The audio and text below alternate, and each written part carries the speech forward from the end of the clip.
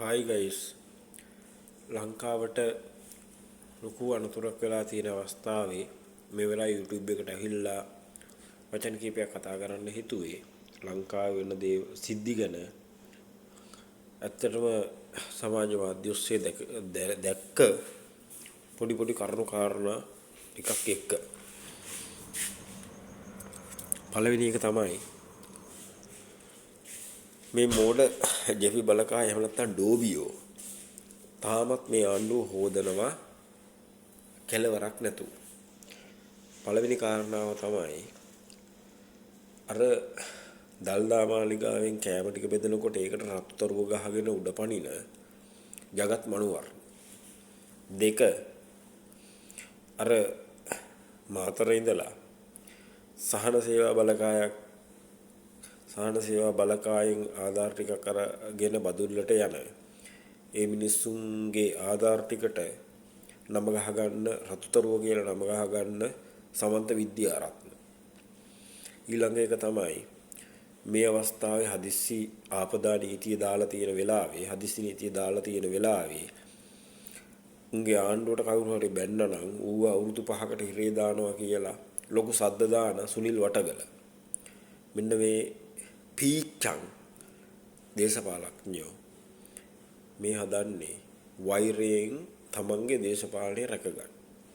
එන සහෝදරවරුනි මෙන්න මේ දේවල් වලට ඔබ කවුරුවත් අහු වෙන්න එපා.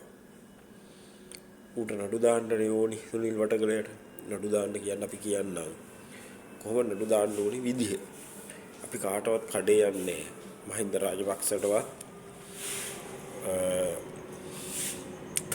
රනිල් වික්‍රමසිංහටවත් සජිත් ප්‍රේමදාසටවත් ඔය දිලිප් ජයවීර කියන එකෙකුටවත් කඩේ යන පිරිසක් නෙමෙයි අපි. අපි මධ්‍යස්ථ දේශපාලනය කරන දේශපාලන කෝණයෙන් හොඳට හැම වෙලාවෙම බලන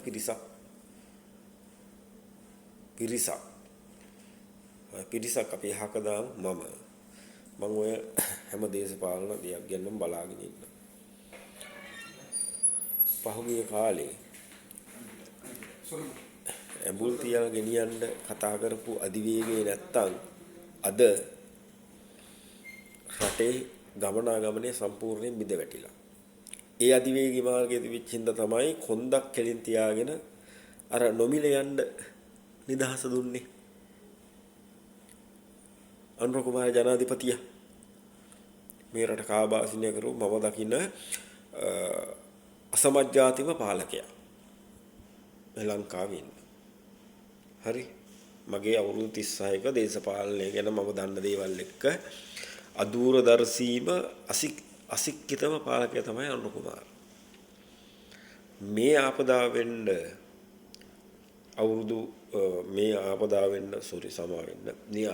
වෙන්න දින ගණනාවක් තියෙදි නොවැම්බර් 12 වෙනිදා මෙහෙම ආපදාවක් වෙනවා කියලා කියද්දිත් මේ මිනිස්සයා කටපුක වහගෙන පැත්තකටලා හිටියා. නිලධාරීන්ට උපදෙස් දුන්නේ නැහැ. එක මේ මිනිස්සු කරන්න යන්නේ මේ රට කවදා හරි මේ රට බාර දීලා යනකොට මේ රට තිබුණටත් වැඩි අගාධයකට පත් කරලා තමයි යන්නේ. ඒක තමයි ඇත්තම කතාව. ඇත්තටම මම ජිප්පන්ට විරුද්ධයි. ඔය ඩෝබ් බලකායට විරුද්ධයි.